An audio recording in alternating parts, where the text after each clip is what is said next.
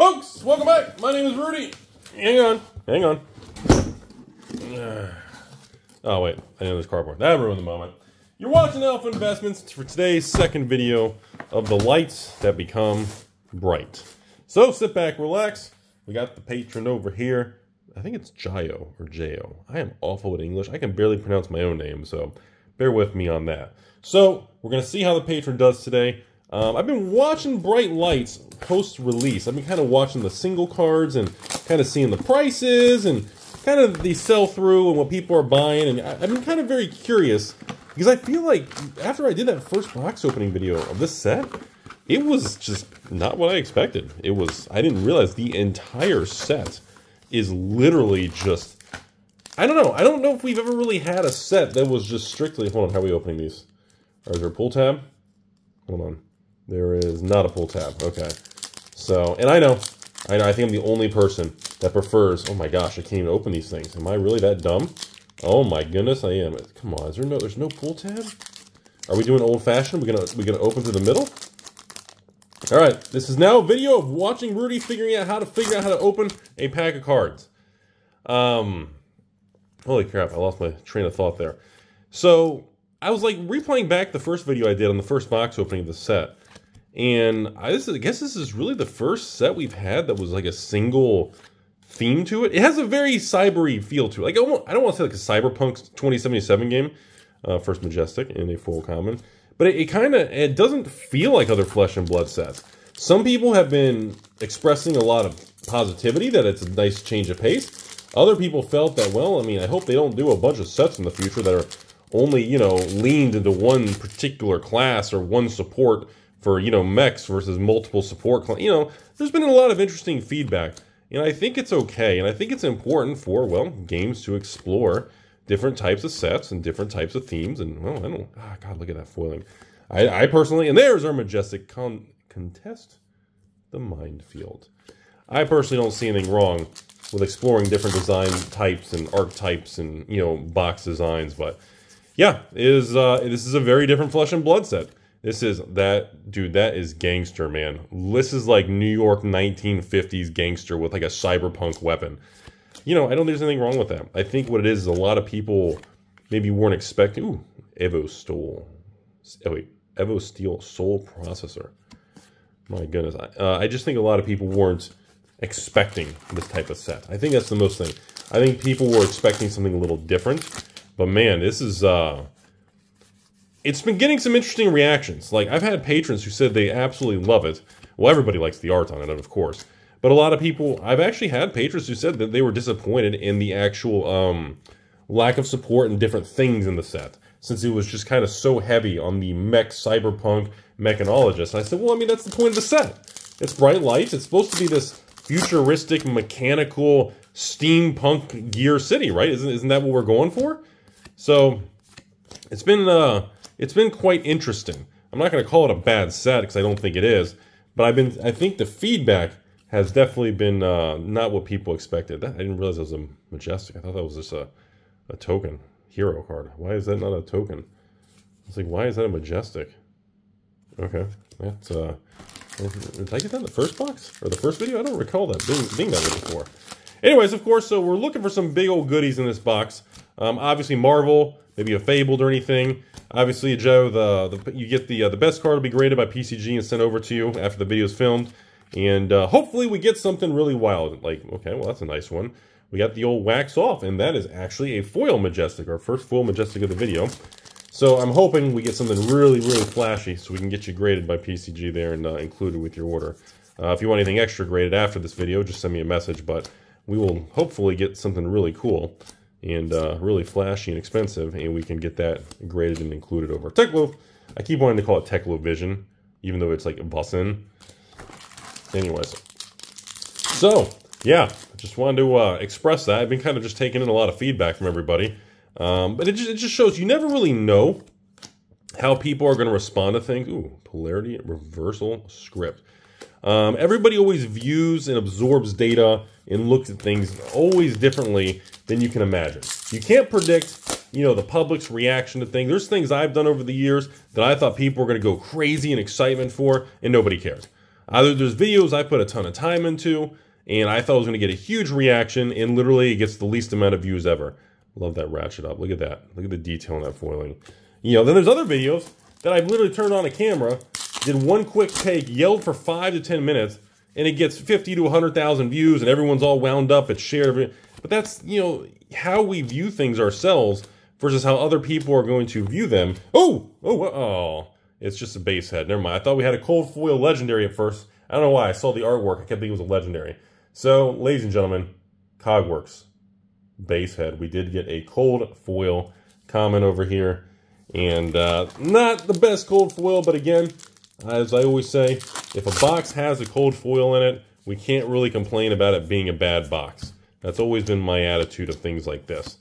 By the way, I know it was a little off topic, everybody, but did everybody ever did all the from Dusk Till Dawn, the previous Flesh and Blood set, did all these sketch cards get pulled and like did they ever change hands? Did anybody find out where all the sketch cards were?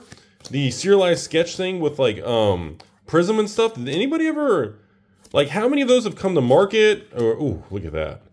Golly. Like, dude, some of these cards, the art style and framework of the TikTok clock, dude, that is, geez Louise, that's our second foil Majestic, by the way. We are halfway through box 1 now. But yeah, I've been meaning to ask that, and I've been meaning, hopefully somebody, if you have one, or if you pulled one, like send me a private message, send me a picture or something, or even Alpha Investments LLC at Gmail if you're a patron or anything. Can someone send me some pictures, or did anybody actually like pull multiple of these things? Did they ever sell? Does anybody have any for sale, or how much do they sell for? Like I've never seen anybody, like no one's ever sent me a picture of like any of these things pulled. Like I've heard some people found them, but has anybody actually sold or priced them or graded them or, ooh, there we go. Prismatic lens, Majestic. Anyways, so yeah, if anybody has any pictures, I'd love to see them. I'd love to see all these different sketch cards and kind of how the market's pricing them, and are they raw? Are they in a collector's thing? Or they, you know, I just wanted to get an update on those Dusk Till Dawn flashy things, and I never heard anything and never really got to see anything. Ah, God. You know, I know this is silly sounding. You know what this reminds me of? Like Doom and Duke Nukem back in the video games back in the day. And also there was a video game on the PC called System Shock. Anybody remember that? Or am I just really dating myself with how old I am right now? Anyways, I think Bright Lights is a really, personally, and I know this is going to be kind of a hot take, I like the idea of really doing bizarre sets like this, and I hope that, you know, enough of the Timmies don't be like, oh, well, you know, I don't like sets that only support one thing. We need to have sets that always support at least 3 heroes or something. Like, I hope we get more sets that are unique like this, because personally, I kind of like the idea of it. I know the argument is, well, you can't really, you know, build a bunch of different type of decks and draft with, you know, a bunch of different heroes in a, you know, a draft set that's only designed and built around a certain theme. But yeah, I don't know. I think it's, I don't know. I kind of like it. I think it's a nice change of pace. And I personally, foil rare, I don't really see anything wrong with it. I don't, you know, I would be okay in the future if there was like a Brute themed deck, and I'm not even a Brute fan, you know, or some sort of, you know, like just an overall illusionist theme, or even a Ranger thing. I don't think that would be really that big of a deal. You know, I don't think it's, now I do want to comment. I wonder, when you have something more narrow, like a Mechanologist set like this, are you able to keep the print run as high? Or do you have to do a lower, tighter print run? Ooh, that's nice. Purples on holo always look good. See, I always think about stuff like that. And I'm sure James and Ellis, they all do too. Like, if you have a more narrow appeal, like if the net is thrown and it only appeals to a smaller sliver of your audience, I mean, in theory, you shouldn't be able, you'd have to do a lower print run, right? Because otherwise the card, you can't have a huge print run on a set that has a more narrow card pool that not as many people would want. I've heard some conversations on that. I'm not really sure completely about that, because I mean, I get it. If someone's just a hardcore, I don't know, if someone's just a hardcore specific hero that's just not this, like, are they going to skip the set completely, or would they still buy it and kind of, ooh, look at that, Quantum Processor. See, that's kind of the conversation I heard about, and I'm not really sure about that. I don't know if there's a lot of data at this point in time to really understand, you know, how that works. I don't know if that's really something that matters, or am I just being Rudy about it and overthinking it? And foil common. End of box one. You know, Chayo, not the best box one. The video we did last time, maybe 3 to 5 days ago for the other patron on Bright Light, I think that one was better. And again, that was the one we hit, what, Teklo? The armor, the heart. So, I mean, you know, even though it wasn't, you know, there's no cold foil version, but it was still a legendary. This one, we did get a cold foil. It was just a common. We did get our 2 foil Majestics, but, you know, we didn't even get an extended art, did we? Or did I miss it? I don't even think we hit an extended art. So no Marvels, no extended art, nothing like that. So on box 2, I'm, starting off the heist. And a gorgeous 0 to 50 there. Let's move some of these commons over so my hairy arm didn't knock it over. Oh, I was just warning about that. Oh, there we go. Didn't want to knock the camera. But I feel like box 1, and remember folks, we're not looking for $1,000 cards. These are literally like $80 to $90 booster boxes. These are not crazy. You don't need a $500 card to break even kind of thing, you know. Foil common. Although, you know, I still have not seen any Marvels, any Fables, or anything. I'd really like to see some really neat things here, please. Flesh and Blood Gods, give us some juice. Foil rare. All right, come on. I was like, can we please? I was like, we've got a cold foil common this video so far. We haven't exactly won the lottery, man. All right, here we go. Spring a Leak. Torque tuned in the old Razzly Dazzly. So, anyways, I've always been a fan of cyberpunk type games and themes and lore and steampunk type mechanical stuff and gears. All of that concept's always been something I've always been intrigued with since I was young in playing video games. No one probably knows what this game is, but when I was younger on the computer, on PC, in between my Squaresoft and Resident Evil Final Fantasy days and all that stuff, there was a game on the PC called Syberia. And it was I think they even made a second one. I never played the second one, but there was a PC game called Syberia. And you can Google it and see gameplay stuff and interesting things on YouTube. But I played that thing all the way through, maybe in like middle school or something. And it was such an immersive, fun experience. And again, this is old PC computer. Not as old as like Myst and Riven, but these were old PC days, folks. I'd say like old school Sierra type days and everything, but you know, there was something special about video games and things that were built back then. And obviously in 2023, in the era of capitalism and, you know, all the video games are taken over by Wall Street and, you know, Hasbro with the trading cards, you know, it's very difficult to get some of the vibes and, oh, I thought we had something crazy. Full rare ratchet up.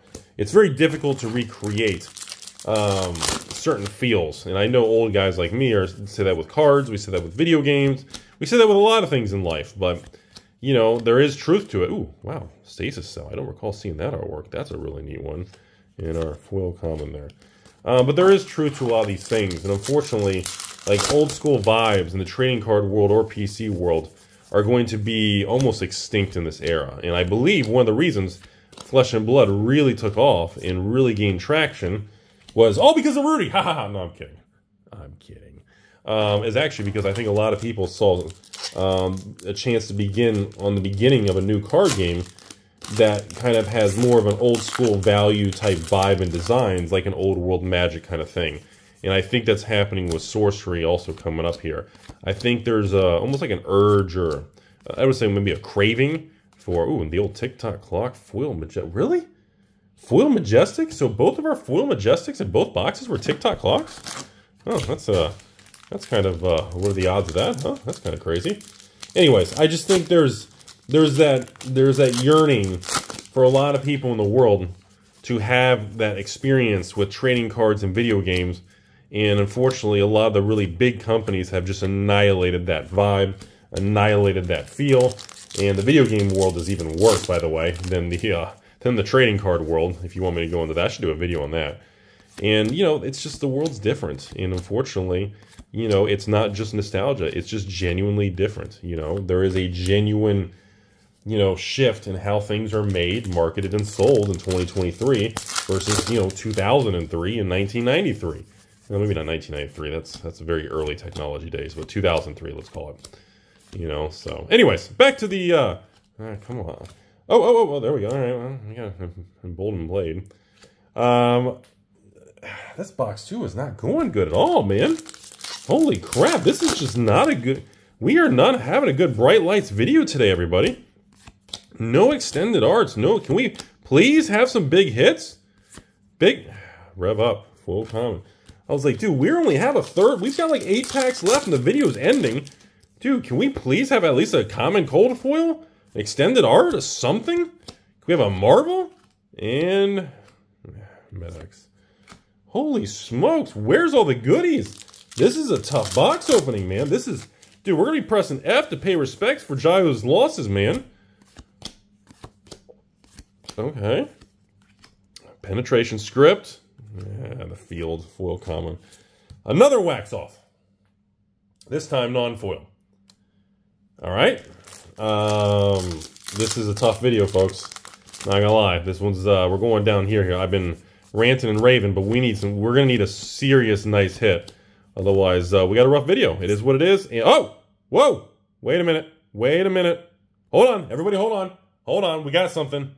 That is a cold foil card, right? Or is that rainbow? We got something. We got something. No, it is cold foil. It is. I was like, wait a minute. Wait a minute. Wait a minute. Okay. The Evo Tecloscope. We've got a little mechanical, little head armor piece here, huh? Little mech armor. And does it have transform or anything? No, I thought it does. If you have base head equipped, transform into this. Oh, okay, never mind. I kept thinking it was transform as a flip. Okay, all right. At least it's a cold foil rare. It's better than a cold foil common. I don't know if any of those are sought after or major right now, but holy crap! I thought we were gonna go a whole video, or I'm sorry, a whole box with nothing. But hey, we'll take that. It's better than nothing. 4 packs left. It looks like that Tecloscope's probably going to be the best hit in the video here. This is definitely the first video we did, box one, oops, upside down. Box 1 and 2 with the other patron was definitely, we had some lot better pulls than this bad boy. Jeez, this was definitely a tougher video. All right, Majestic Hyper Scrapper, cold foil, rainbow foil common. All right, folks, getting ready to wrap up the video. I'll give you guys my final thoughts on the Bright Lights here after rambling a little bit about everything. We'll return to this and just, I was rambling about nostalgia and stuff like that. We got Mr. Big Shot and a Gas Up Full Common, little Hyperdrive token action. And as we get ready to wrap this up, I'll talk a little bit about the state of the old Flesh and Blood market, what I see going on out there, and then we'll wrap it all up here. We got the old Soup Up, a Evo Steel Soul Tower. I believe this is also one you can get in cold foil, as I'm pretty certain on that one. And a foil rare. And to end the video today, as we go into the Valley of the Shadow of Darkness, we have in the close. You ready? We've got the reversal script, we've got Bull Bar, and ending on a lay waste with nothing. So, folks, Jayo, thanks for being a very kind patron. You got 2 cold foils. I'm going to assume we're going Tecloscope to have actually graded by PCG there. I'm going to take an assumption there. But anyways, final thoughts here. This is an interesting case study, in my opinion, of how Bright Lights is going. Because, look, when every set's new, every set sells, LSS does fine, everything's fine. There's no losses. It's not like a crash or... There's nothing negative for me to say. Because, again, the patron feedback has just been interesting and different compared to previous sets, Dusk Till Dawns and Dynasties and Outsiders and Uprisings and et cetera, since Fab 2.0.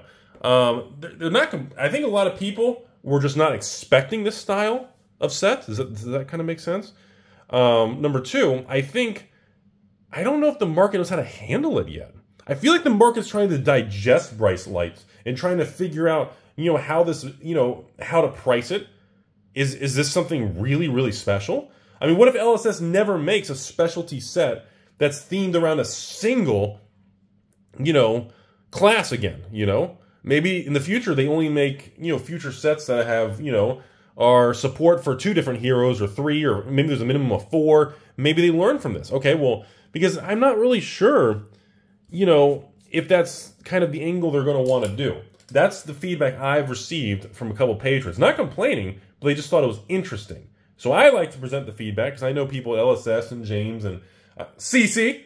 I know you guys like to watch these videos, and it's a good learning, and it's important to have feedback from everything.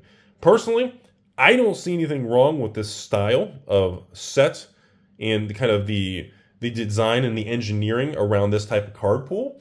I just think the market doesn't know how to handle it. I really think it's I think the market's trying to learn, because, I mean, think about it. I mean, Pokemon's never built an entire, couple hundred card set around, just Charmander or, Charmeleon or, Charizard kind of thing. They've never built a whole set around a single entity or a single class. That's never really, but there's been themes, but it's never been a single thing like this. So I think a lot of people are like, is this good? How do we price it? Is this really unique? Or, well, after do you just, if you don't play this class, are you just going to skip the whole set? Are people going to buy less of it? I mean, how many people are going to be buying restocks and keep cracking boxes or drafting this when we've, versus doing Dusk Till Dawn or, I mean, I still, what's crazy is, between all the new Fab 2.0 sets, with, I'm actually running low on, I just restocked a little bit of Dynasty and Outsiders because I ran out. I'll probably have to do a bigger restock pretty soon, get a whole pallet size and everything. But, I mean, between these sets, the sets that I'm selling the most of that people truly are demanding from me and patrons are buying, I have to admit, is Dusk Till Dawn. And it's still like Uprising in Dynasty and a little bit of Outsiders. Outsiders is not so much. If I had to rank them all, I'd say for whatever the reason is, it's Dusk Till Dawn #1 and Uprising in Dynasty, and then Outsiders would be the last. So, I mean, that's kind of the idea of what I see of customers and order flow and patrons buying. Now, why they're choosing that, maybe, I don't know if it's the EV, because some of my patrons are store owners and LGS owners, and they're flipping singles, or maybe some of my patrons are just, online dealers or flippers, or they buy cases with their friends and split it. Whatever they want to do, I don't care. It's all good. But, I mean, I'm not sure what the angle is. Or some people, maybe they just like a certain set better, or a theme, or a certain draft experience. Everybody has different reasons. And overall, I personally like the direction of Bright Lights. I will say it that way. I know it may be a hot take, because a lot of people say, oh yeah, the cards are cool, you can't deny that. All the weapons and motorcycles, cyberpunk, future theme, blah, blah, blah. But I personally like the idea of honing in and going really in depth on a specific theme in a specific class and adding a ton of depth and a ton of cards in the card pool for one type of class. I think that really makes, because think about it, at this point forward, the amount of shenanigans and mixing and things and creative options you have for building that type of, deck or that type of hero is expanded, more than ever. I mean, you've had some little cards of support and things in the past, obviously like Arcane First Edition, but I mean, this is really expanded quite a bit. And, I don't think there's anything wrong with having future sets that go really in depth with a certain thing. That's kind of my attitude. And again, what do I know? I barely know how to play Magic the Yu-Gi-Oh!ing and, Flesh and Blood is... Wait, Flesh and Blood's a card game? Oh, this was like a drive-thru where you order like Chick-fil-A. I'm kidding. Anyways, folks, thanks for watching. Have a beautiful day out there. Not the best box opening. We didn't hit a lot of crazy things. Disappointed we get any legendaries or fabled. Disappointed we get any extended arts. But you know what? We still ended up with 2 cold foils, and you really can't complain. As long as you at least get a cold foil a box, at least you got something special. That's kind of my attitude towards it. And hey, we did end up with 3 actual foil Majestics, including our bunch of regular non-foil Majestics. So have a beautiful day, everybody. Enjoy it. Make sure you do good in the world.